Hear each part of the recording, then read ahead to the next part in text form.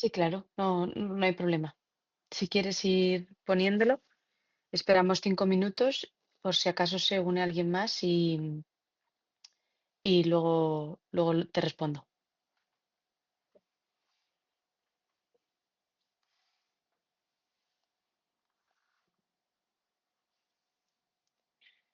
Sí, lo único que no sé cómo darte acceso, la verdad.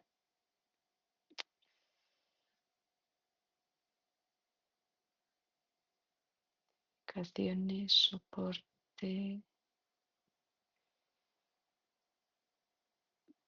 A ver, un segundo.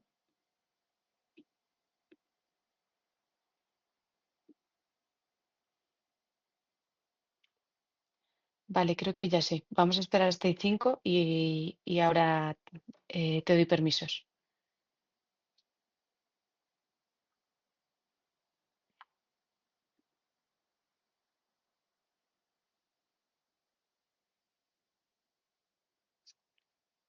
Lo único que entiendo que son preguntas generales, ¿no? Eh,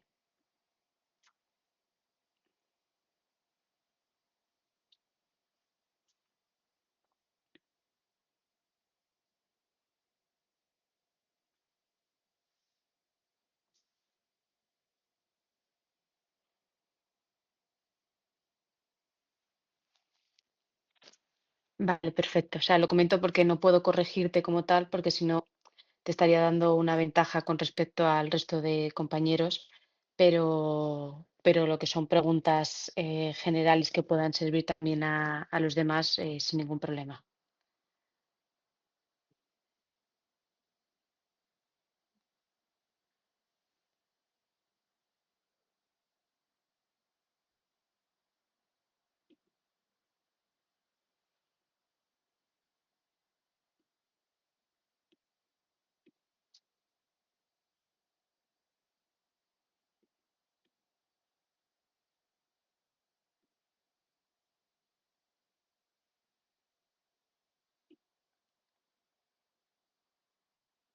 El, indica, esta era la última semana para pedirlo.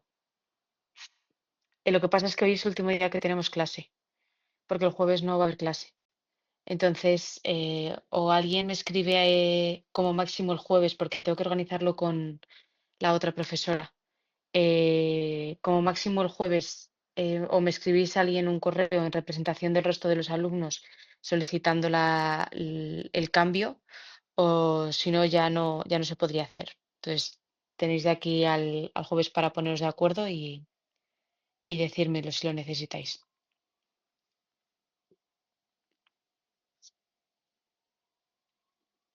Vale, pues a ver, Roger, rápidamente, antes de empezar la clase, te he convertido en presentador, a ver si puedes. Hola, profe, voy a compartir. Vale.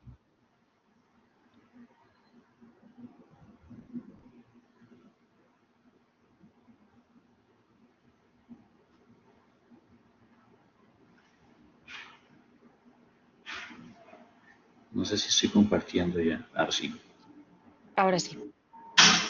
Bueno, básicamente el dataset que yo seleccioné es uno acá del Banco Central de Costa Rica que es relacionado con el tipo de cambio. Tengo Ujú. datos desde 1983 hasta el 2026. Eh,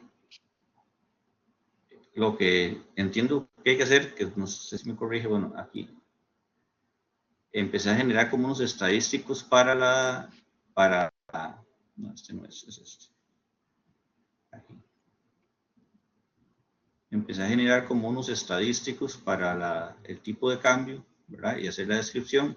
Después de eso, generé los gráficos y generé Descompose, Ujú. Bien. plot, genero los gráficos de la serie temporal, veo la Vale, bien. ACF, la ACF y la PACF, que para Ujú. mí ya no tienen, no va ni con el AR ni con el MAS, el MAS según mi análisis, entonces yo determiné que es un modelo ARIMA. Eh, Vale. porque aquí me pasó Arima, justamente. aunque en la parte de la descomposición, el gráfico que tienes, parece que hay una estacionalidad clara. Ahí, cuidado. Y es que no sé, porque cuando me salió hice el de la, me salió como así, entonces no vi que haya estacionalidad y tuve que Sí, hacerle pero. una, Ujú. ajá, No, sí, sí, no, sí, perdón, continúa, continúa. Ahora ya te digo. voy aquí, aquí. Entonces lo que hice fue, como según vi acá, ¿verdad? En estos, en los gráficos, cuando hice la ACF y la PACF, no digamos, tuve que hacerle una diferenciación para que se me convirtieran así de esta forma. Entonces, como la D es 1, yo determiné que era Arima, y entonces empecé a generar los mejores P y los mejores Q con base en este, con, con de 0 a 4 me dio uno mejor, pero después volví a correr de 0 a 8 y me dio otro. Lo que me da miedo es caer en sobreajuste, Ujú. ¿ve? Porque lo volví a hacer para 6 y 8, me dio esto, por ejemplo. Cuando lo corrí de 0 a 4, me dio este modelo que era el mejor. Después lo volví a correr y me dio que era este. Entonces no sé si probar con algún intermedio y después generar residuos para validarlo del ruido. No sé, esas son como las dudas y si Vale, estoy bien encaminado con lo que hay que entregar en la actividad. vale. Yo te diría que le dieras una vuelta porque es que parece que sí que hay una clara estacionalidad en tu serie por la descomposición. O sea, ahí aparece muy claro. Si te vas otra vez al gráfico que me has enseñado antes, Este. es que se ve clarísimo. O sea, es que hay un patrón que todo el rato es el mismo. No, no es que para algunos años empiece a haber un crecimiento, luego decrecimiento, luego se mantiene, luego. No, no, no, es que todo el rato sube, baja, sube, baja. Entonces, claramente tienes ahí una parte de estacionalidad que tienes que corregir. Luego, en la ACF y en la PACF que me has enseñado, no sé si son diferenciadas o no. Ahí Aquí, digamos, entiendo que no. aquí está sin Ahí, diferenciar. eso es. Y ahora, enséñame las diferenciadas. La diferenciada Vale. son, aquí le apliqué solo una diferencia.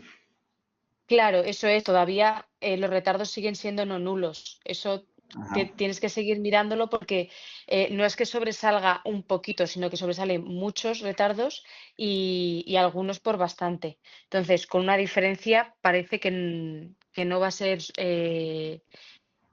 suficiente. Y entonces, yo cambiaría de modelo y probaría el otro tipo de ajuste teniendo en cuenta la estacionalidad. Y en cuanto a los Entonces, órdenes, si digamos, tienes dudas, sí, lo recomendable sí, entonces sí, dime, sería dime. aplicar más diferenciación Lo recomendable para primero llegar a, es aplicar un modelo que sí que contenga estacionalidad, que ahora mismo no lo estás aplicando. ya que sea aroma, alguno de esos dos o aroma. No, es Arima, el que nos queda. Arima no contempla la estacionalidad, pero el Sarima sí. Entonces, ahí yo que tú cambiaría de modelo porque en la descomposición ahí se ve que claramente hay una estacionalidad que nos está ajustando ahora mismo. Entonces, probablemente también eso haga que tengas órdenes tan elevados. Cuando te sale el best order, al final intenta ajustar lo máximo posible, pero yo creo que si tú cambias a un Sarima, los órdenes tienen que ser más bajitos. Si tienes dudas con los órdenes, como me has explicado, ¿no? Que has probado varios, apóyate en la ACF y en la PACF para justificarlo. ¿Por qué? Sí, Porque porque el por ejemplo, Acaike, sí, dime. no, porque por ejemplo acá yo aplicando una diferencia, ¿verdad? No, Ujú. no puedo determinar o es muy difícil determinar el orden, porque vea que aquí yo veo como que se salen otros, ¿verdad? Eso Entonces ahí es es. donde me entró la duda de si debería aplicar otra diferencia para ver si se lograban estabilizar. Ahí, o sea, con esa imagen no podríamos decir que está del todo estabilizada porque sigues habiendo retardos que sobresalen. Pero claro, tampoco estamos teniendo el modelo adecuado. Entonces, habría que cambiarlo y hacer las pruebas con el modelo adecuado para poder ver cómo se comporta con una única diferenciación. A lo mejor si cambiamos de modelo y hacemos una única diferenciación, vemos otro tipo de gráfico, ¿sabes? Ahí habría que verlo. En el caso de lo que te quería comentar de los órdenes es que al final, cuantos más órdenes introduzcas en tu modelo, a lo mejor el valor de Akaike empieza a disminuir, pero muy poquito, y hoy lo vamos a ver justamente. Tanto que es despreciable. Entonces, en ese punto ya se corta. ¿Qué es lo que te recomendaría yo? Primero apoyarte de la ACF y de la PACF para justificar el orden, y luego, en el caso de que tú tengas dudas con varios, si ves que los valores de Akaike son muy similares, o sea, la diferencia entre ellos es muy poquita, nos quedamos con el más simple. Si, por ejemplo, haces 3 pruebas y ves que entre los dos primeros sí que hay mucha diferencia, pero entre el segundo y el tercero el valor de Akaike ya es muy pequeñito, quédate con el segundo, porque es más, tu modelo va a ser más simple y no hay tanta diferencia de Akaike. Sí, Entonces, está pues bien. puedes No, fijarte por eso. Y luego ya, cuando tengas todo esto, efectivamente, la ACF y la PACF de los residuos. de acuerdo, sí. Está bien. Muchas gracias. Es que eso es lo que, esta es la parte que me genera como duda, el poder diferenciar, digamos, porque para mí, según yo, no tenía estacionalidad y ahora sí, entonces voy a Pero, probarlo con el otro modelo. claro, yo quiero que entiendas el por qué se ha visto, por qué lo he visto rápido por la descomposición. O sea, ahí se ve claramente como hay un patrón que se está repitiendo. Si hacemos algún tipo de ampliación con la función de window o algo así, vas a tener que observar algún patrón que se está repitiendo, porque eso es muy Este claro, es, sube y baja, eso es, sube y baja, sube y baja, sube y baja todo el rato. Entonces, ahí sí o sí te está indicando que tienes que contemplar no solo la tendencia, sino también la estacionalidad. sí, porque aquí de hecho ahí sí veo una tendencia que va como creciendo, después se Correcto. estabiliza un poco. Pero Pero sí, hay en esta tendencia, aunque parte. luego se estabilice, sigue habiendo tendencia. De hecho, quería aplicar un window porque podía, digamos, este gráfico yo lo hice, como es diario, lo hice a 365 días. Entonces Ujú. tenía duda de que eso me pudiese, el gráfico me pudiese estar engañando. Eh, Quería aplicar como un window para ver, pero está bien, entonces voy a aplicar los otros modelos, el otro modelo, a ver cómo me va. Pero entonces, digamos que no, esa es la idea de la actividad. Sí, es justamente ajustar tu modelo de serie temporal a tus datos, el que Ujú. mejor se ajuste. No hay nada más, más allá. Luego, al final, que no lo hemos mencionado, hay que terminar con la predicción, importante. Lo que vimos del predict, la función de predict, pero es simplemente eso. O sea, lo que es el objetivo de la actividad lo estás haciendo correctamente. No hay nada mal. De acuerdo, ¿no? Muchas gracias, Pam. Igualmente, nada, hombre, a ti, te recomiendo que te revises las entradas que hice de series temporales, sobre todo la de determinar los órdenes, por si acaso te ayuda cuando ajustes el modelo Sarima. Y teóricamente, como vimos, los palitos que sobresalgan, o sea, los retardos que sobresalgan, una vez haya el siguiente retardo que se queda dentro, ahí ya no lo deberíamos contar. Sí, aunque después salga uno más, ¿verdad? Eso es, correcto. Prefiero que me lo justifiques así, de esta forma, a que simplemente me pongas lo que te salga en el bucle de for que estabas haciendo y ya está, sin justificarlo, y que te saliera 8. Porque claro, yo si no, cuando voy a corregir, voy a ver tu gráfico de la ACF y de la PACF y voy a ver que de repente tienes un orden 8 y voy a decir, algo aquí no me cuadra. Está bien, ya entendí. Muchas gracias. Vale, nada, a ti. Vale, chicos, ¿alguien quiere preguntar algo más de clases que he estado repasando hoy? Nos queda, a nivel de teoría, nos queda la de hoy y la del martes que viene. El jueves no habrá clase de teoría como tal, pero sí que habrá, bueno, tengo preparado un PDF resumen de toda la asignatura. No significa que tengáis que estudiar de ese PDF, simplemente es un resumen de lo que se ha visto. Pero bueno, a mí me interesa que en esa clase, sobre todo, me preguntéis dudas relacionadas con el examen, con la actividad uno no, porque se estará, a no ser que cambies la fecha, se estará entregando, pero la actividad 2 cualquier duda que podáis tener, pues aprovechamos y lo dejamos todo claro. Yo recordaré las normas del examen, que sé que todos los profesores decimos lo mismo y lo recordamos, pero bueno, por si acaso. em, y nada, será más bien una clase informal de charleta y de que vosotros me digáis más a mí y luego también recogeré feedback, cosas que me queráis decir para tenerlas en cuenta o para en general sobre el máster, cualquier cosa. Sabéis que luego me reuniré también con coordinación otra vez y podré aprovechar para decir todo lo que queráis decir. Así que voy a ir compartiendo pantalla. Y recordad también, chicos, que la evaluación, el test de evaluación continua es el lunes 23. Lo preparé ya el fin de semana, lo dejé programado, pero bueno, igualmente le echaré un vistazo este fin de semana para comprobar que todo está bien y, y ya está, simplemente que lo recordéis. Vale, pues vamos a empezar la clase de hoy. No vais a necesitar R, ya como os expliqué, estas últimas clases eran bastante teóricas, así que solamente necesitamos la PPT, en vuestro caso el PDF. Hoy vamos a dar el punto de inferencia basada en maximización de la verosimilitud y criterios de Akaike y de Vic. Y el último día pues nos quedará simplemente este punto, el martes que viene. Y ya terminamos con la agenda de la asignatura. Vale, recordemos de la clase anterior el concepto de verosimilitud. Verosimilitud era la creencia de la evidencia que uno tiene de casos anteriores, de experimentos, de investigaciones anteriores o por algún razonamiento lógico. Cuando hablo de razonamiento lógico, acordaos del ejemplo del lanzamiento de la moneda, que lanzábamos 10 veces una moneda y veíamos que 7 de ellas salían cara. ¿Eso quería decir que la probabilidad asociada a que lanzar una moneda y sea cara es 0,7? No. Nosotros lo sabemos por lógica, pero ¿qué hay detrás de esa lógica? Pues detrás de esa lógica hay un experimento que tiende a infinito el número de veces que se ha lanzado la moneda y que se observa cómo esta probabilidad, a medida que se va aumentando el experimento, el número de repeticiones, tiende la probabilidad a 0,5 y por lo tanto están equilibradas, tanto que salga cara como que salga cruz. Vamos a ver otro ejemplo de este razonamiento lógico.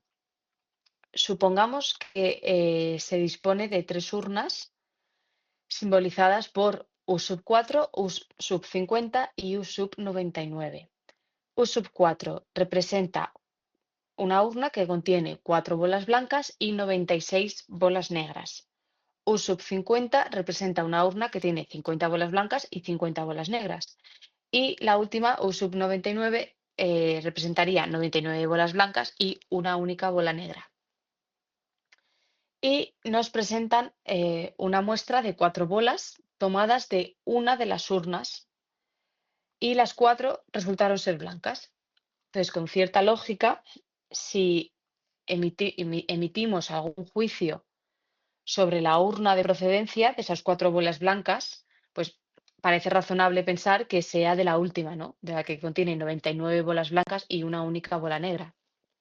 ¿Por qué? Porque la probabilidad de que sea ella es mucho más grande a que sea de las urnas el U sub 4 o U sub 50.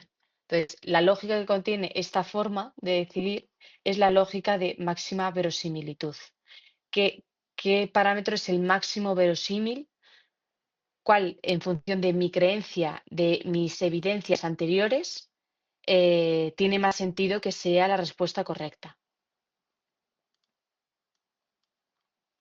Cuando estimamos mediante el método de máxima verosimilitud, parece lógico pensar que se busca como estimador del parámetro el valor que maximice la probabilidad de lo que realmente ha ocurrido. Al final, esto es lo que buscábamos. Y en la clase anterior lo vimos con el ejemplo de los votantes, cuando nosotros lo pintábamos gráficamente, que nos salía como una curvita de la campana de Gauss un poco asimétrica a la izquierda, eh, nosotros al final tomábamos como probabilidad 0,15 porque era la que maximizaba.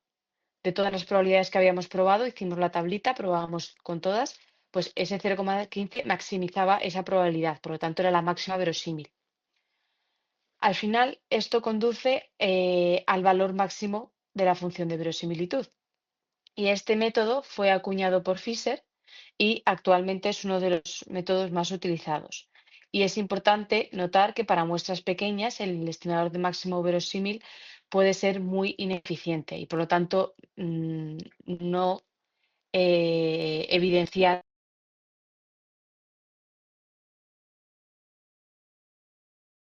que una muestra.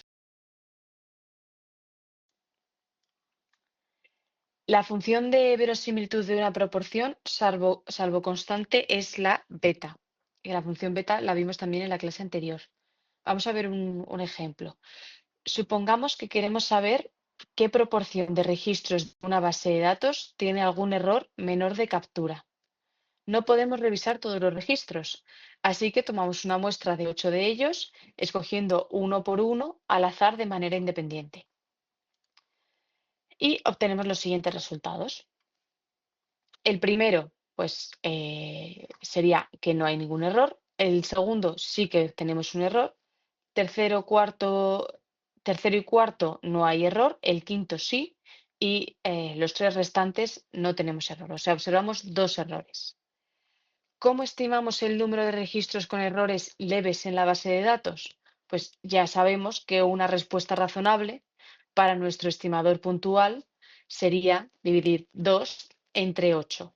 Y esto es 0,25. Por lo tanto, habría un 25% de probabilidad de encontrar un error leve. Vamos a ver cómo sería por máxima verosimilitud. Vale. Si tomamos como probabilidad de éxito que falle, es decir, que encontremos el error que sea igual a 1 y lo denotamos como P, entonces su contrario sería denotado como 1 menos P. Si sustituimos en la fórmula, quedaría lo siguiente. Nosotros tenemos que hacer la probabilidad de que la primera bola, bueno, o el registro no tenga fallo por, independientemente de lo que haya ocurrido anteriormente, la probabilidad de que en la segunda sí que haya tenido fallo y así sucesivamente. Todos los elementos que hemos recogido en nuestra muestra, la probabilidad se multiplica de manera independiente. Entonces, según cómo se construyó la muestra, se debe dar una probabilidad de observar dos errores en 8 registros. Vale.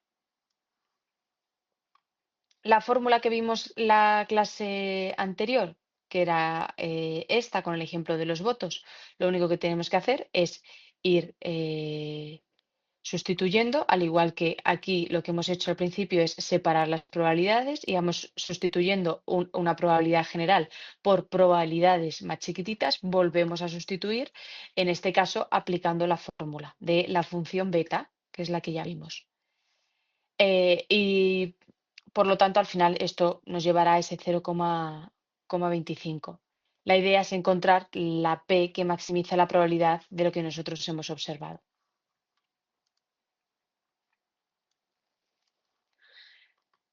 Notamos que en esta gráfica, en primer lugar, depende de los datos que pensamos fijos, que esto lo veníamos diciendo con la estadística bayesiana. Una vez observamos los datos se fijan, quedaban constantes y aunque tengamos información previa que podamos utilizar, los datos siempre van a permanecer estáticos.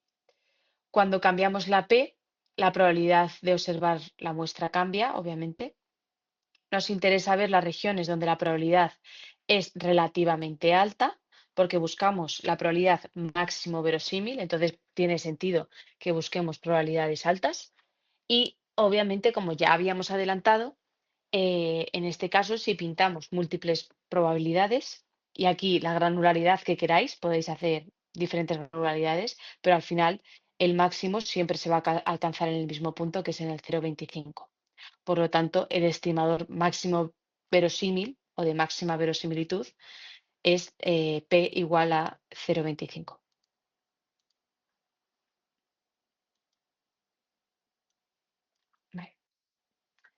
A ver, un segundo.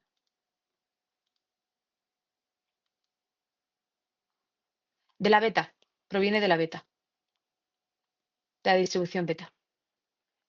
¿Por qué? Porque, un segundo que vuelvo. Esto es la función de la distribución beta, que es la que vimos en la clase anterior. Nosotros lo único que hemos hecho ha sido asignar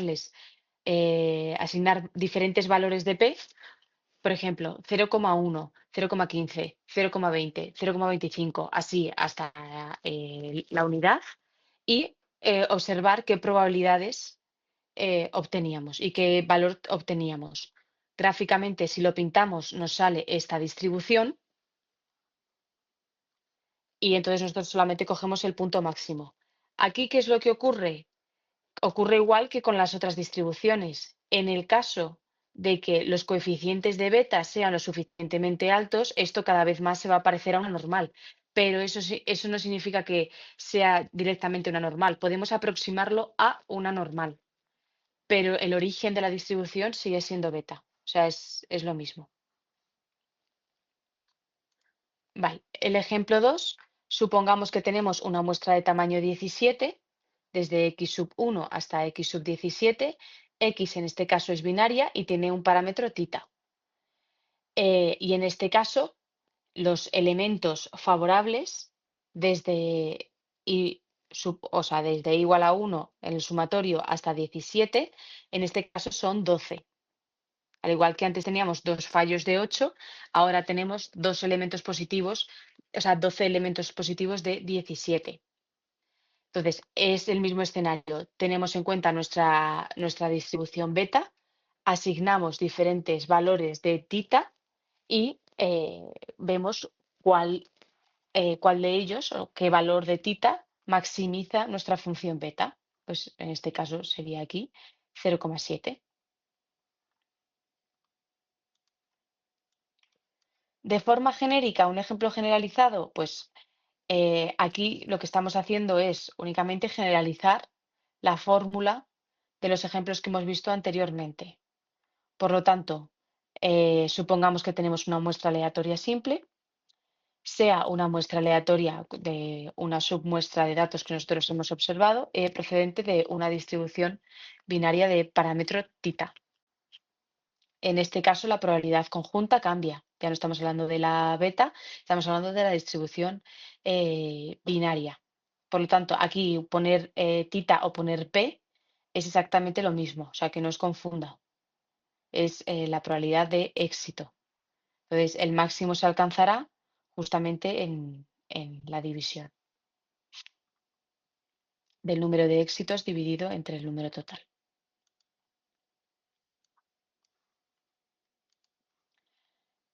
Para la normal, en el caso de que tengamos una normal, sabemos que es de la familia de la distribución exponencial y este sería justamente su función de verosimilitud asociada. Al final, esto también lo vimos la clase pasada, vimos un cuadro em, donde aparecían las distribuciones a priori, las funciones de verosimilitud y las distribuciones a priori, o sea, a posteriori. Y lo que comentábamos es que obviamente esto ya está formalizado matemáticamente y está demostrado. O sea, no siempre lo vais a tener que hacer de esta forma y mucho menos computacionalmente porque ya hay funciones que lo hacen, pero la demostración de todos estos ejemplos para todos los diferentes tipos de distribuciones que hay ya está formulada. Entonces, bueno, en este caso sería para la función de la normal. Como función de tita es una distribución normal con varianza sigma cuadrado centrada sobre la media muestral.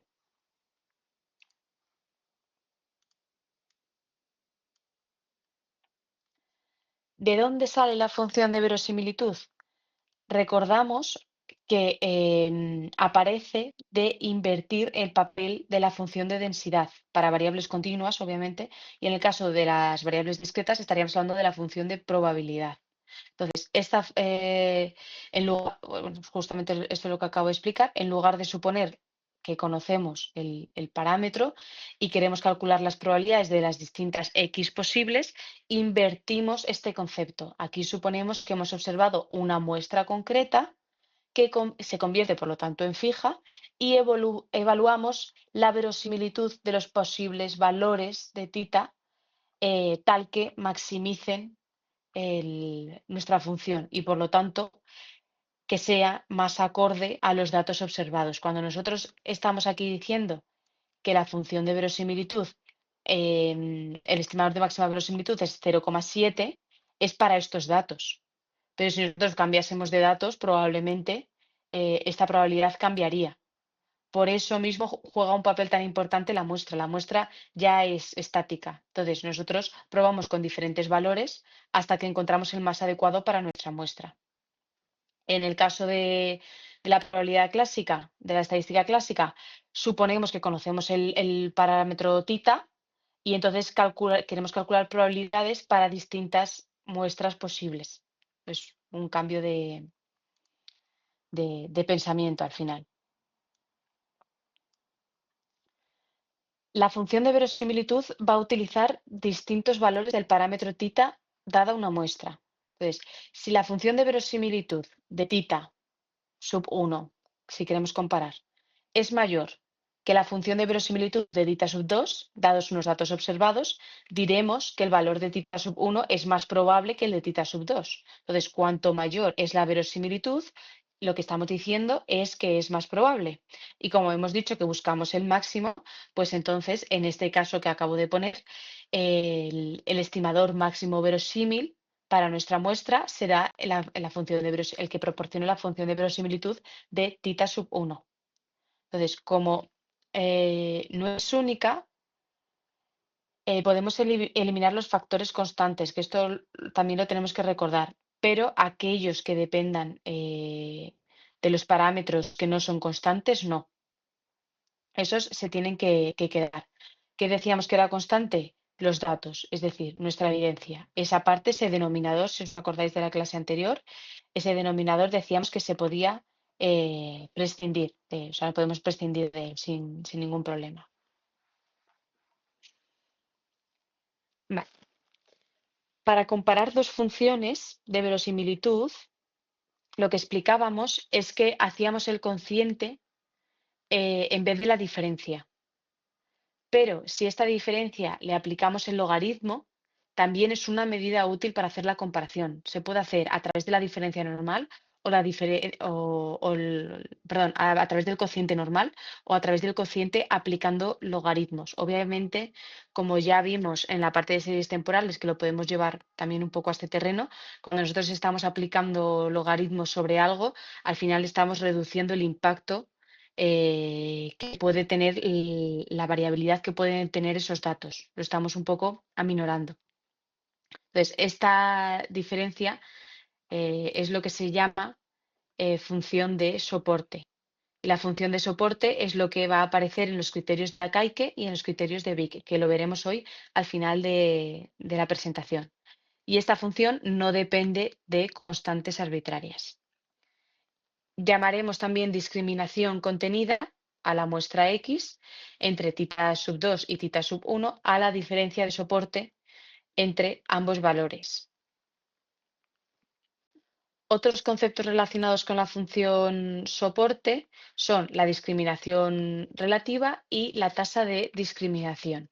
Y aquí tenemos, si tita es un parámetro cuyos valores posibles pertenecen a un intervalo, pues llamaremos discriminación relativa entre tita sub 2 y tita sub 1 a la diferencia, al cociente entre la diferencia de los logaritmos neperianos dividido entre los dos posibles valores.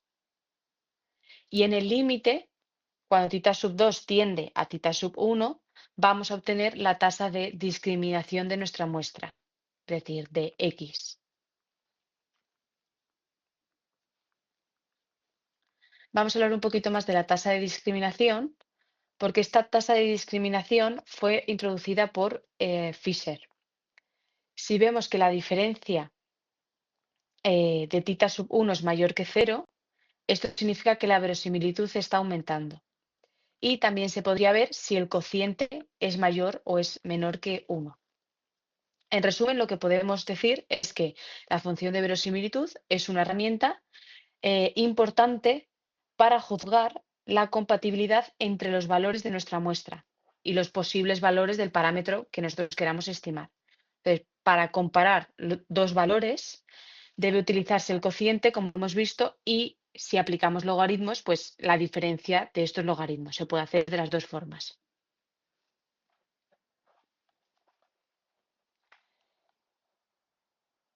Vale. Estimar el parámetro de lambda en la distribución de Poisson es lo que se busca hacer en este ejemplo.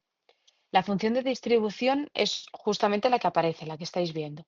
Y el factorial se puede eliminar porque no depende de lambda. Y entonces, en este caso, como la parte es constante, eliminamos la parte del denominador, que es el factorial, y se quedaría tal que así. Por tanto, la función de soporte sería menos n por lambda más n por x y todo ello por el logaritmo neperiano de lambda. Sería la función soporte.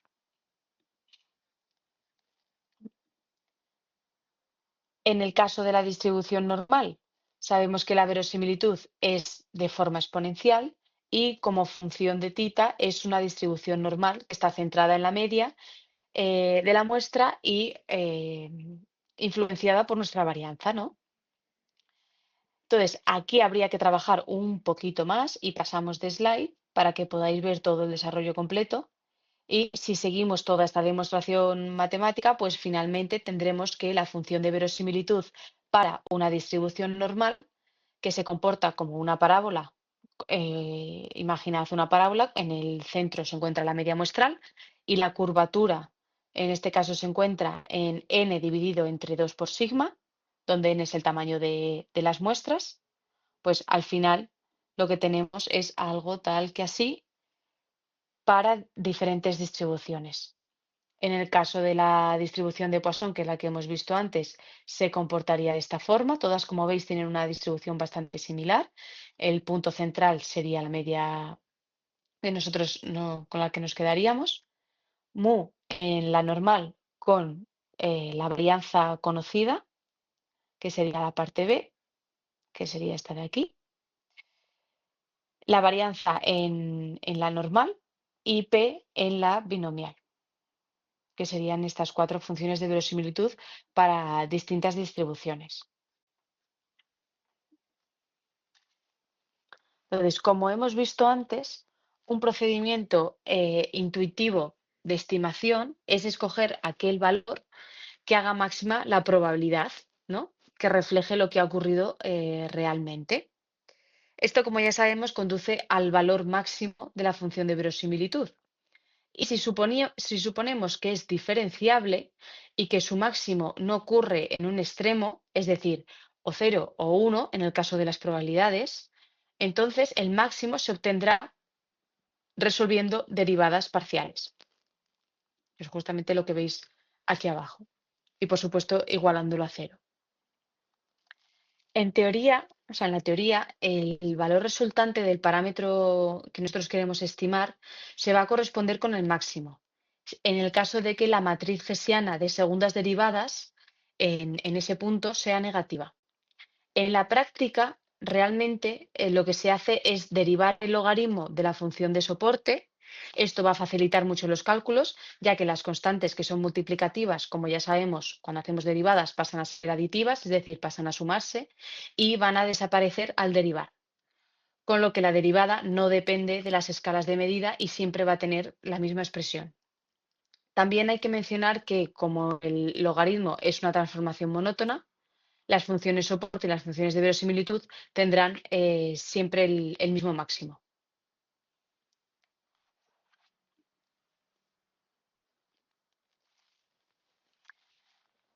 La derivada de la función soporte es de máxima verosimilitud y podemos definirlo como aquel valor del parámetro para el que se anula la tasa de discriminación de nuestra muestra.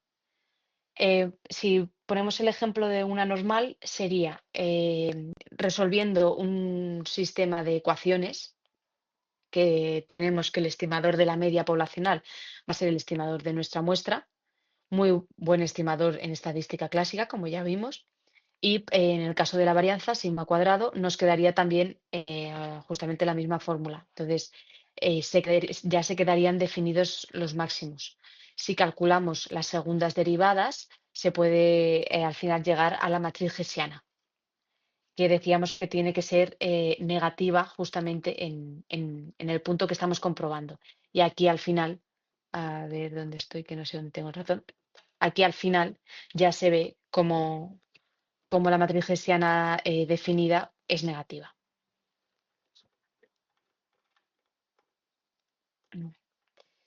Para distribuciones en las que conocemos los posibles valores que se puede tomar y que no depende de ningún parámetro, el método de máxima verosimilitud proporciona estimadores que son asintóticamente centrados, en primer lugar, con distribución asintóticamente normal, asintóticamente de varianza mínima, que por lo tanto esto quiere decir que son eficientes. Un estimador eficiente sabemos que es aquel que es centrado y tiene una varianza mínima. En cuarto lugar, si existe un estadístico suficiente para el parámetro, el estimador máximo verosímil es suficiente.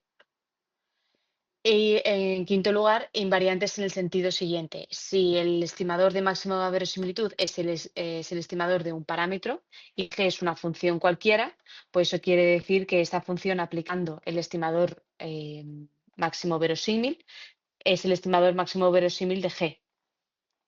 Vamos a ver cada uno de estos puntos con un poquito más de detenimiento. Vale. En primer lugar, asintóticamente centrado. Sabemos que es una propiedad muy común en los estimadores. La idea que sugiere esta propiedad es que a medida que aumentamos el tamaño muestral, el estimador cada vez va siendo más centrado. Y aquí, como ejemplo, para que lo podáis recordar, no es lo mismo estimar con pocos datos que estimar con muchos datos. Cuando veíamos la parte de la regresión y de los intervalos de confianza, el hecho de tener más datos o menos datos incluso podía marcar la diferencia que el valor teórico y el valor estimado cayeran dentro del mismo intervalo de confianza o nada que ver, uno el valor teórico dentro y el valor estimado totalmente fuera. Sin embargo, para muestras pequeñas, pues los estimadores de máxima verosimilitud son frecuentemente sesgados, es decir, no son buenos estimadores. Asintóticamente normales. Para tamaños muestrales grandes, si desarrollamos la función soporte con el estimador de máxima verosimilitud, es decir, si consideramos la función soporte del estimador de máxima verosimilitud, tenemos justamente la fórmula que estamos viendo, y si sustituimos el estimador de máxima verosimilitud, pues tenemos la función de verosimilitud y por tanto el máximo se alcanzaría en este punto de aquí. O sea, lo que hacemos es sustituir el estimador de máxima verosimilitud en la función y alcanzamos el máximo en el punto correspondiente. Invarianza. Es una propiedad muy útil porque permite obtener el estimador de máxima verosimilitud de cualquier parámetro. Por ejemplo, si X es máximo verosímil para mu, porque nosotros ya lo sabíamos, por estadística clásica ya también demostramos que la media muestral es un buen estimador para la media poblacional. Al final esto es lo que estamos diciendo, pero con otras palabras, lo único que estamos diciendo es que la media muestral es máximo verosímil para la media poblacional, para mu. Los estimadores máximo verosímiles del logaritmo neperiano de mu o mu al cuadrado son respectivamente pues, el logaritmo neperiano de nuestra muestra o el cuadrado de nuestra muestra. Y decimos que es suficiente si hay un estadístico que también lo es. Y por lo tanto, nosotros sabemos que el de máximo verosímil, el estimador máximo verosímil, va a ser suficiente. Por lo tanto, con demostrar el valor que nosotros queremos estimar del parámetro para la casuística concreta del ejemplo concreto con la distribución concreta, con tal de demostrar que es máximo verosímil, ya queda más que justificado, con que es un parámetro adecuado para nuestros datos. En los ejemplos que hemos visto, la función de verosimilitud dependía de las muestras en ciertas funciones. Por ejemplo, para la distribución de Poisson, la función de verosimilitud depende de la muestra solamente a través del sumatorio de los elementos. Para la normal, a través de la media muestral y de la varianza. Y para la binomial, igualmente, el sumatorio de los elementos. Este conocimiento es suficiente para calcular la función de verosimilitud, de modo que si se tiene toda la información de la muestra para estimar los parámetros que correspondan, con todo ello va a ser suficiente para llegar a una conclusión que sea certera y por lo tanto que sea máximo verosímil. Y por lo tanto llamaremos estadísticos suficientes a estas funciones de nuestros datos muestrales.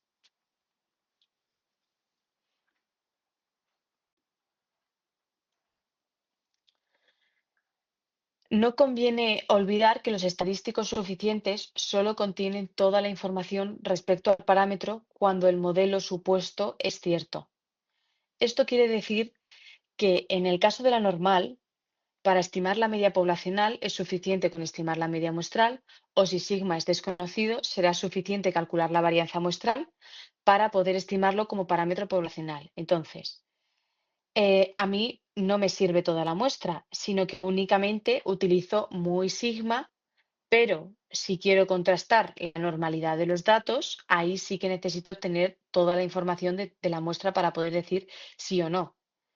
Lo que quiero decir con esto es que nosotros partimos de nuestros datos y en función de qué es lo que queramos contrastar, tendremos que seguir utilizando nuestros datos o no. Si nosotros queremos hacer estimaciones y extrapolaciones a toda la población, en el caso de una normal, con el sacar los parámetros muy sigma, pues ya podemos hacer esas extrapolaciones y nuestra muestra ahí se queda. Solamente ha servido para el cálculo de muy sigma. En el caso de que queramos hacer además contrastes de hipótesis, ahí sí que tenemos que seguir manteniendo nuestra muestra para poder crear lo que veíamos como nuestra campana de Gauss, que se correspondía con una región crítica, fijábamos el alfa, que normalmente era 0,05, veíamos dónde caía el punto, si caía en la región crítica, entonces había evidencias suficientes como para aceptar la hipótesis alternativa, si caía dentro de lo que no es la región crítica, no había evidencias suficientes para poder demostrar el contraste, etcétera, etcétera, que esto ya lo vimos y nos lo requete sabemos. Entonces, supongamos que hemos hecho nuestras funciones de máxima verosimilitud, tenemos los estimadores y dudamos entre dos valores de un parámetro y queremos contrastar cuál de los dos es el más adecuado. En ese caso, habría que hacer un contraste de hipótesis, donde h sub 0 sería que tita es igual a tita sub 0 y h sub 1 sería que tita es igual a tita sub 1. Si tomamos la función de verosimilitud para cada valor, será más probable aquel que obtenga un resultado mayor. También, como hemos visto, podemos analizar la función soporte aplicando el cociente con logaritmos o sin logaritmos, o sea, perdón, con y sin logaritmos, para ver la diferencia entre ambos y nos quedamos con aquel que obtenga un mayor valor. Esto, la aplicación de los logaritmos es una forma más sencilla que la otra que hemos presentado, pero se puede hacer de las dos formas. Entonces, un procedimiento para construir contrastes es tomar como medida de discrepancia el estadístico de lambda y por lo tanto, como hemos visto, pues la diferencia, el cociente, perdón. Cada vez digo diferencia, no sé por qué, pero es el cociente. En este caso, estaríamos modificando el contraste a favor de lambda, de forma que si la distribución de lambda cuando h sub 0 es conocida, lo que hace es que el contraste queda automáticamente determinado para fijar el alfa, es decir, que se va a aceptar cuando lambda sea mayor que ese valor alfa, que es la región crítica que hemos mencionado, y rechazado en el caso contrario. Y como ya hemos dicho, estos cálculos pues, también se puede hacer en vez de con el p-valor con las regiones críticas, con las funciones soporte. Exactamente igual.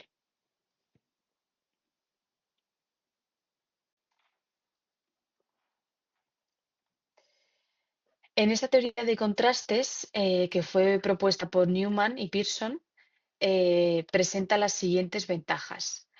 En primer lugar, ofrece un procedimiento para diseñar y comparar nuevos contrastes. En segundo lugar, pone de manifiesto el papel central de la función de verosimilitud en cualquier proceso de inferencia. Es muy importante para poder hacer estimaciones. En tercer lugar, proporciona contrastes asintóticos que pueden aplicarse en una amplia gama de situaciones donde es difícil disponer de contrastes exactos. Y en cuarto lugar, permite construir contrastes de hipótesis para vectores de parámetros.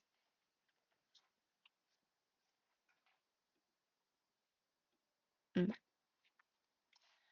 En los casos anteriores, veíamos cómo los contrastes de hipótesis estaban definidos como h sub 0, decíamos que θ era igual a θ sub 0 y h sub 1 que θ era igual a θ sub 1. Y veíamos cuál de los dos tomaba un mayor valor para elegir el más adecuado a través de los contrastes y por lo tanto de los p-valores y de la región crítica. O decíamos que tomábamos la función soporte con o sin logaritmos. En este caso, vemos que el contraste ha cambiado, ya no es el que teníamos antes. En este caso el contraste es h sub 0, θ es igual a θ sub 0, la hipótesis nula se mantiene, pero la hipótesis alternativa cambia a θ es diferente de θ sub 0. Entonces, ahora, aunque la función de verosimilitud para h sub 0 está bien definida, para h sub 1 no lo está. ¿Por qué? Porque en este caso nos quedaríamos como estamos. Si nuestro contraste es que θ es igual a θ sub 0 y se acepta la hipótesis nula, perfecto, ya sabemos el valor. Pero si nosotros estamos diciendo θ es distinto a la alternativa, estamos como antes porque no sabemos cuál es el valor. Entonces, para representar h sub 1 podemos tomar el valor más favorable que sea compatible con ella, que conduzca a una mayor verosimilitud. Y por lo tanto, en consecuencia, representamos a h sub 1 por el estimador máximo verosímil que hace máxima la función de verosimilitud.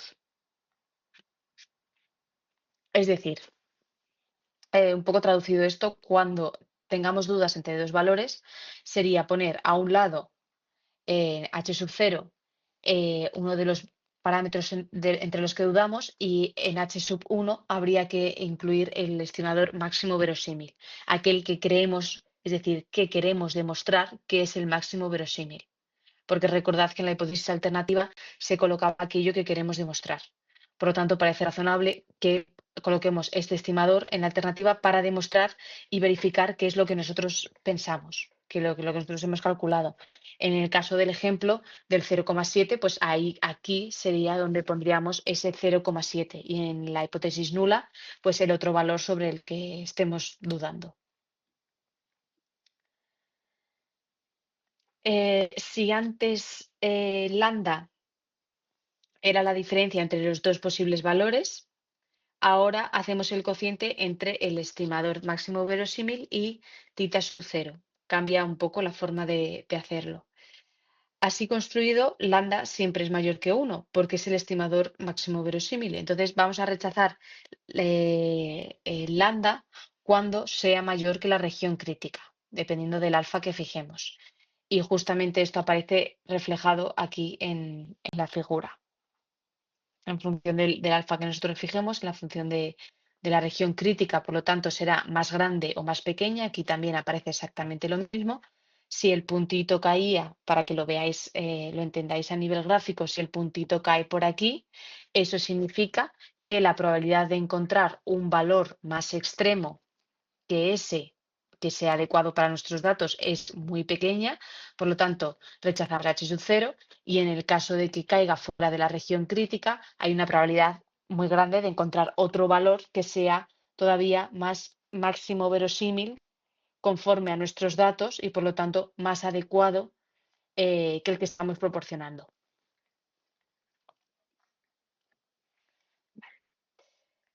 Estas hipótesis compuestas pueden convertirse en simples utilizando siempre tita igual a un estimador de máxima verosimilitud, porque sabemos que siempre va a ser el estimador que proporcione el valor máximo. Aquí nada más, solamente este comentario.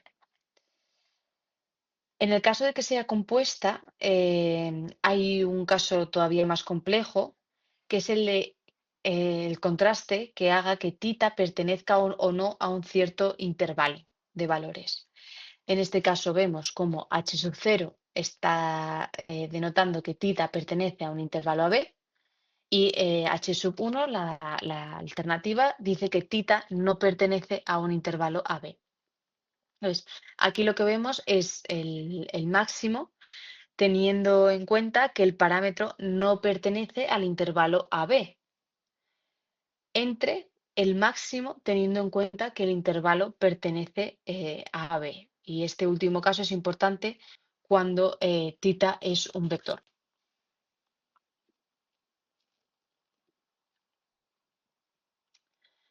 Ejemplo, consideremos una población normal con, con un valor de sigma, que es conocido, y construimos un contraste de razón de verosimilitudes para las hipótesis. En este caso tendríamos que h sub 0 es igual a el parámetro mu es igual a mu sub 0 y h sub 1 es que mu es diferente de mu sub 0. Entonces, recordemos, como hemos dicho antes, que lo que vamos a hacer en estos casos es sustituir el distinto de mu sub 0 por el estimador de máxima verosimilitud de mu, que sabemos que era la media muestral. Por lo tanto, aquí cambia nuestro contraste y lo que estaríamos diciendo es h sub 0, tenemos mu es igual a mu sub 0 y h sub 1 que mu sea igual a nuestro estimador de máxima verosimilitud, que es la media muestral, x, y arriba con la rayita. Vale.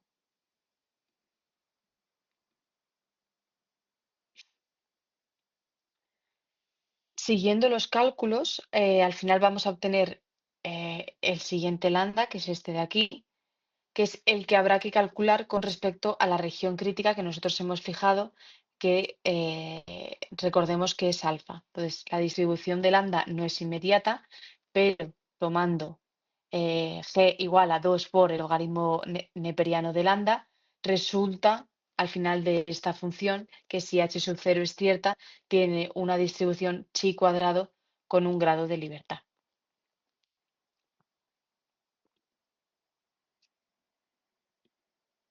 Vale.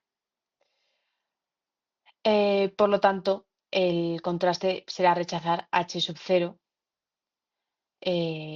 cuando cumple las condiciones de la región, de la región crítica. El valor crítico lo acotamos entre menos c y c porque recordamos que estamos simulando una distribución normal con dos colas, una por la parte derecha y otra por la parte izquierda.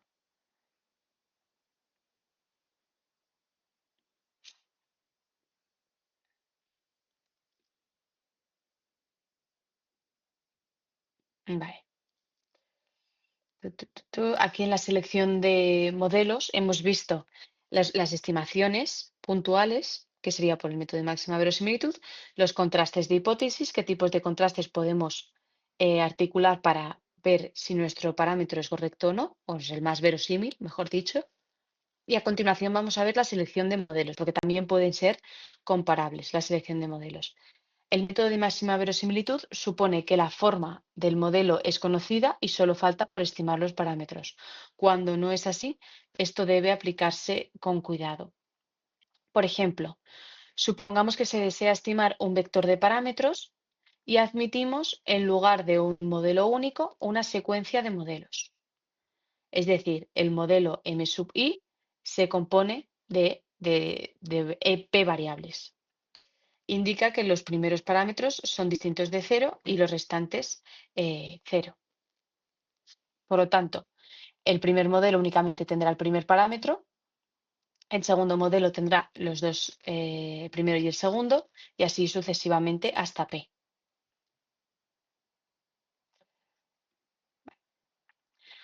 Teniendo en cuenta este ejemplo que hemos visto de los diferentes modelos, no contemplamos uno, contemplamos múltiples modelos.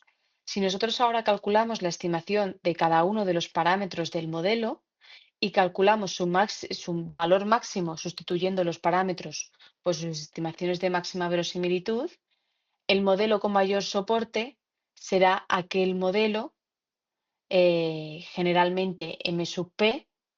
¿Por qué? Porque es el valor, o sea, es el modelo que tiene todos los parámetros libres, o sea, es el- el modelo que está más informado. Si nosotros tenemos que comparar M sub 1 y M sub P, en M sub P tenemos muchísima más información que en M sub 1. ¿Por qué? Porque el resto de los parámetros cuentan cero, por lo tanto son nulos. Este resultado es general. El método de máxima verosimilitud siempre da mayor soporte a un modelo con más parámetros, ya que la verosimilitud solo puede aumentar si introducimos más parámetros para explicar los datos. Y esto ya lo vimos en los modelos de regresión. Y esto es lógico. Nuestro modelo de regresión tendrá mejores resultados con más variables, aunque llegue un momento que esta mejora sea ínfima, pero siempre será mayor porque hemos utilizado más variables. eh, Esto no significa que siempre sea la mejor opción y ahora lo volveremos a ver. Mm. Cuando dudamos entre varios modelos, recurrimos al contraste de hipótesis utilizando el contraste de verosimilitudes, de tal forma que comparamos el modelo M sub I con el que dudemos frente a M sub P, el siguiente modelo con el que dudemos. Después de esto, procedemos exactamente igual que lo que hemos venido explicando hasta ahora.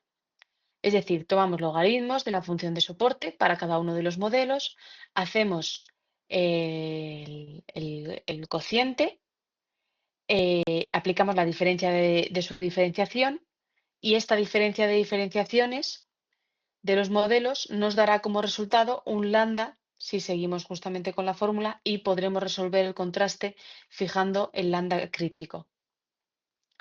Sabemos que M sub P es más completo, por lo que hemos visto antes, porque tiene todos los parámetros informados. Entonces, su estimación será la de máxima verosimilitud. Sin embargo, los parámetros en el caso del modelo M sub I, eh, no van a tener esta misma estimación, ¿no? A priori, si nosotros comparamos uno con otro, M sub P siempre va a ganar frente a M sub I porque es un modelo que está mucho más informado. Luego veremos eh, el por qué no siempre es así. Bueno, realmente lo recordaremos. En este caso, donde L de M sub P es la función soporte del modelo M sub P, al sustituir en la función soporte el parámetro de tita por su estimación del máximo, el valor máximo verosímil, y la función soporte del modelo M sub I es el soporte del modelo al estimar los parámetros con la restricción de que van a ser no nulos hasta M sub I y a partir de M sub I en adelante los restantes serán nulos, es decir, tomarán el valor cero.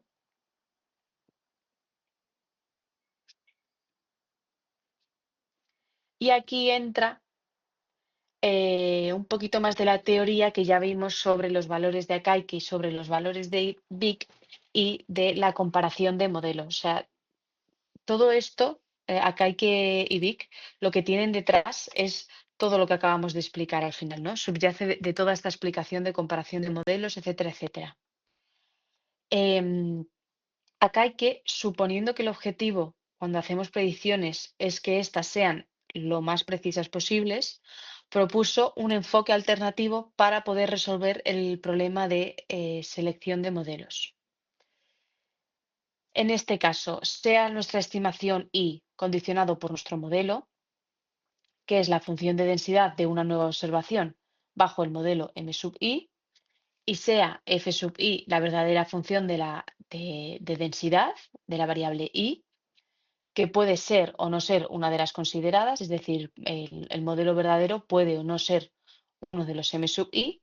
El enfoque de Akaike es seleccionar el modelo tal que, vale, nosotros no sabemos si realmente está el modelo verdadero o no, pero ya que tenemos estos datos, vamos a intentar seleccionar aquel modelo que por lo menos haga esta probabilidad máxima. O sea, que con los datos que tenemos y el modelo que hemos obtenido, hagamos máxima la función de verosimilitud y, por tanto, aunque no sea el modelo luego el más verdadero de todos los que podamos obtener, sí que lo hemos obtenido con la información que teníamos en ese momento, con la información disponible que teníamos en ese momento. Y esto es lo que busca Kaike. Kaike no está diciendo que sí o sí ya hemos encontrado el mejor modelo. No lo sabe, lo pone en duda, pero intenta maximizar la función de verosimilitud para llegar por lo menos al estimador que se acerque lo máximo posible a ese estimador que nosotros buscamos, que es el máximo verosímil.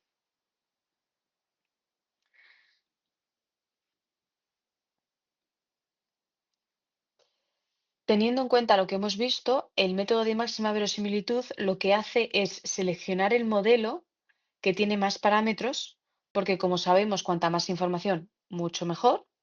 Pero claro, aquí entra el concepto de parsimonia que ya vimos anteriormente, que dice que un modelo, cuanto más simple, es mejor. Y que si tenemos dos modelos con dos resultados que son parecidos, nos vamos a quedar con aquel que sea más sencillo. Esto, la máxima verosimilitud como tal, no lo contempla. ¿Por qué? Porque como hemos visto, el modelo M sub P a priori va a ser mejor porque contiene más información. Es por eso que es tan importante utilizar los criterios de Akaike y de Vic como medidas de bondad de ajuste del modelo. ¿Por qué? Porque tenemos en cuenta, por un lado, el ajuste total de nuestros datos al modelo y, por otra parte, aplicamos una penalización con respecto al número de parámetros total que tenemos en el mismo. La idea general es, necesitamos una manera de elegir formalmente entre una serie de modelos estadísticos que difieren en complejidad, algunos son más complejos que otros, y en la calidad del ajuste, algunos van a predecir mejor que otros, o capacidad para explicar nuestros datos. Entonces, generalmente, cuanto más complejo es un modelo, porque tiene muchas variables, muchas interacciones, etcétera, mejor describirá el proceso que estamos analizando. Pero si es demasiado complejo, va a perder generalidad y va a ser muy bueno prediciendo los datos para los que ha sido entrenado, pero nada más allá de eso. Y por lo tanto nos encontramos ante un problema de overfitting. Así que tenemos un compromiso. Nosotros lo que queremos es un modelo lo suficientemente complejo para que sea una buena descripción de nuestro sistema de estudio, pero no tan complejo como para que no tenga validez general.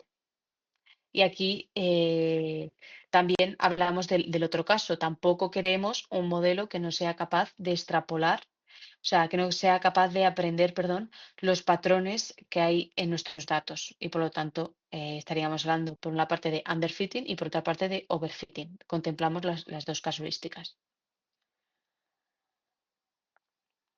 Pues esto justo es lo que van a hacer los indicadores de información, que así es como se conocen tanto el criterio de Kaike como el criterio de Vic. Medir el balance entre la capacidad predictiva y la complejidad, y por eso siempre tienen esta forma, que es la complejidad menos su ajuste. Tanto Akaike como Vic utilizan la máxima verosimilitud como criterio de bondad de ajuste, o sea, cómo de bueno es nuestro modelo, lo miden mediante la bondad de ajuste. Y además introducen el número de parámetros como la parte de complejidad. Por lo tanto, estamos teniendo en cuenta el balance de ambos factores. Hay otros criterios de información que son más sofisticados, como DIC, que utiliza la distribución a posteriori para los parámetros que justamente se han obtenido obteniendo los diferentes métodos de- de la máxima verosimilitud y mide la complejidad como el número y grado de interrelación entre los parámetros. Este caso simplemente lo pongo para que lo sepáis y que os suene, pero como ya habéis visto, no lo hemos mencionado cuando hemos desarrollado el temario de series temporales. Akaike, por lo tanto, introduce la penalización por el exceso de parámetros con 2 por K, donde K es el número de parámetros, o lo que es lo mismo, es el número de variables que hemos introducido en nuestro modelo. Entonces, ¿qué pasa si hacemos más complicado el modelo añadiendo todavía más parámetros sin que consigamos una mejor explicación de nuestros datos, pues que el valor de acá y que va a aumentar la verosimilitud del modelo, pero en este caso se va a mantener más o menos en los mismos valores, por lo que da igual si añadimos o eliminamos un parámetro, que esto no va a hacer que el modelo sea mejor. O sea, llega un momento que es lo que ya hemos hablado y lo que ya conocemos, que la diferencia empieza a ser mínima. Si lo que estamos haciendo es quitar parámetros para simplificar el modelo, podemos establecer como criterio dejar de quitar variables cuando el decremento sea menor que 2 unidades. Lo que indica que cambios no significativos en la bondad de ajuste del modelo, pues ya no son relevantes y por lo tanto ahí paramos y cortamos la comparación, que es un poco lo que veníamos hablando al inicio de la clase. Estas son las razones por las que al comparar los modelos elegimos aquel que tiene menor acaique y establecemos que son no significativos los cambios de acaique menores que 2. El mayor problema es utilizar K como única medida de complejidad, ya que su efecto suele ser minúsculo comparado con el valor que toma el función, o sea, el 2 menos la función soporte. En el caso de Vic, no solo incorpora el parámetro k como medida de penalización, sino que además introduce el logaritmo neperiano de n, donde n es nuestro tamaño muestral. Entonces, esto hace que la penalización todavía sea más restrictiva. Por eso decíamos que Vic era más exigente que el criterio de Akaike, precisamente por esa multiplicación del logaritmo del tamaño muestral. Y además hace predicciones en un contexto más amplio. Por su parte, Akaike va a dar con un modelo más complejo y más pragmático que hace predicciones con mayor detalle dentro de nuestros propios datos.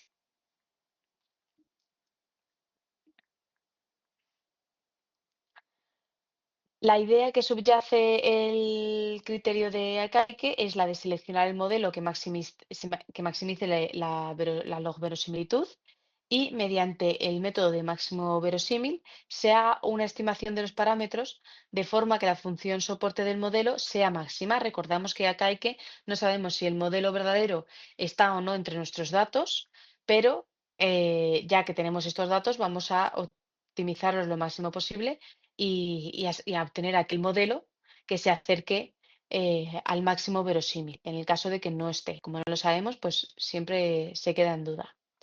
El criterio de Akaike, por supuesto, por Akaike, surgió,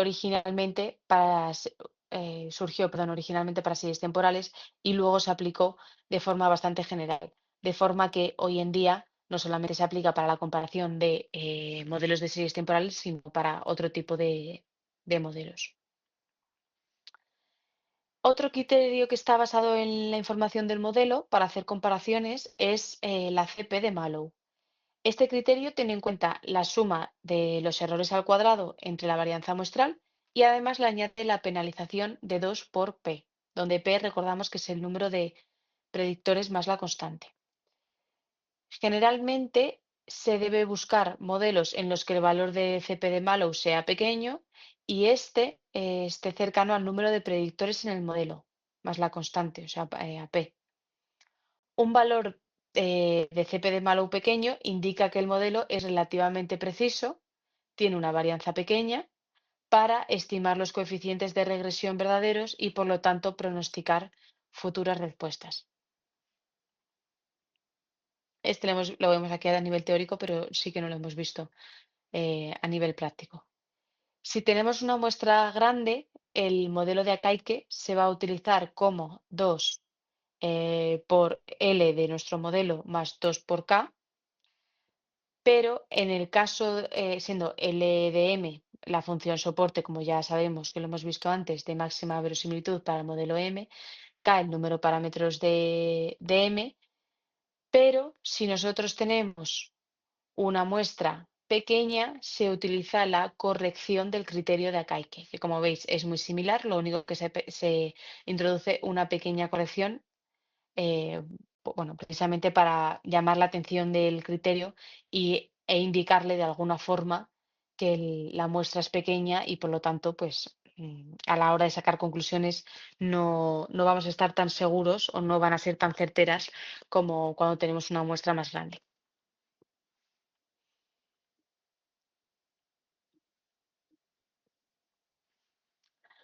Desde un punto de vista bayesiano, también se puede hacer la comparación de modelos.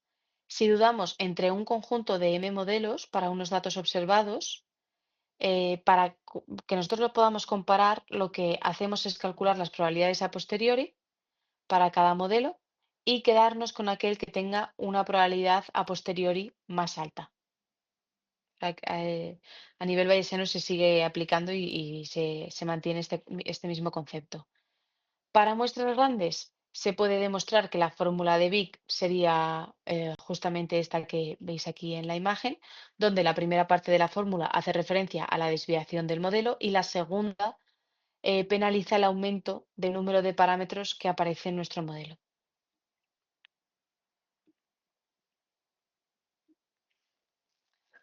Como comentamos al principio, la constante que multiplica al número de parámetros es distinta en cada caso.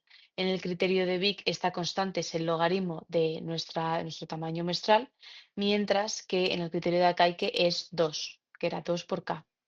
Por lo tanto, el criterio de Vic seleccionará modelos más parsimoniosos, es decir, con un menor número de parámetros que Akaike, y además otros autores han propuesto otros criterios que corresponden a distintas funciones. O sea, hay diferentes teorías para la comparación y la selección de modelos. A nivel de resumen, la diferencia entre Akaike y Vic reside en Vic considera que el modelo correcto sí que está entre los estimados e intenta seleccionar aquel que tenga una máxima probabilidad a posteriori, de manera que la probabilidad de seleccionar el modelo correcto tiende a 1 cuando crece el tamaño muestral, que eso parece lógico. Cuanto más tamaño muestral, pues más evidencias habrá de tener y por lo tanto de llegar a obtener el modelo correcto. Sin embargo, acá considera que el modelo correcto puede estar o no entre los estimados y asumiendo esto, lo que hace es escoger entre los disponibles aquel que mejores predicciones vaya a proporcionar de cara a un futuro con los datos que tenemos.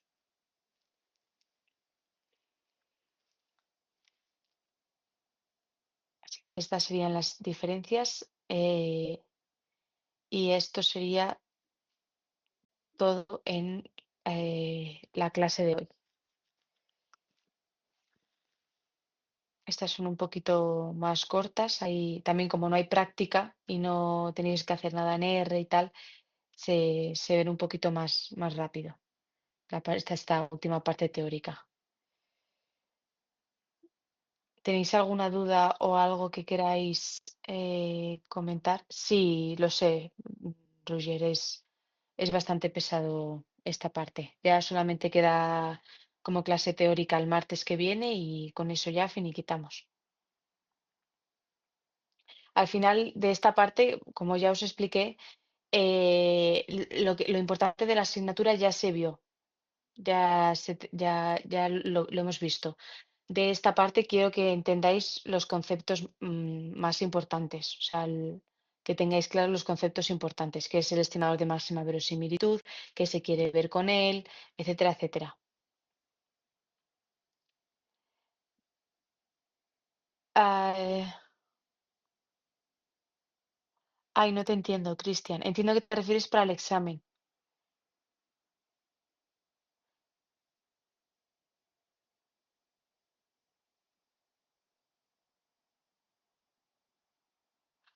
Todos yo no puedo decir qué cosas tenéis que estudiar y que no. Todos los temas que hemos ido dando a lo largo de este mes y medio entran dentro del examen. Estas últimas tres clases que vamos a ver son las más importantes. No, no está el grosso de la asignatura ahí. Pero yo no os puedo decir que no os estudiéis esta parte porque al final, pues todo puede entrar. No, en el examen no va a haber demostraciones matemáticas, no va a haber que justificar nada, no os tenéis que aprender ecuaciones matemáticas más allá de lo que hemos visto en regresión y en series temporales. Así que por esta parte, tranquilos. Sí, quiero que entendáis por qué se usan las cosas, pero no quiero que bajéis a detalle de la fórmula ni demostraciones teóricas.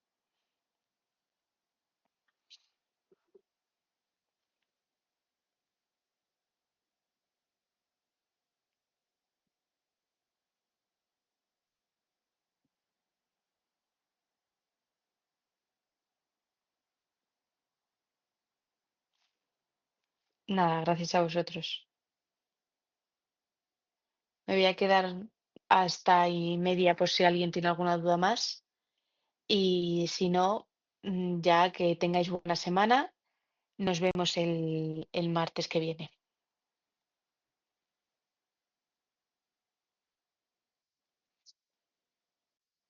Gracias a vosotros. Hasta luego.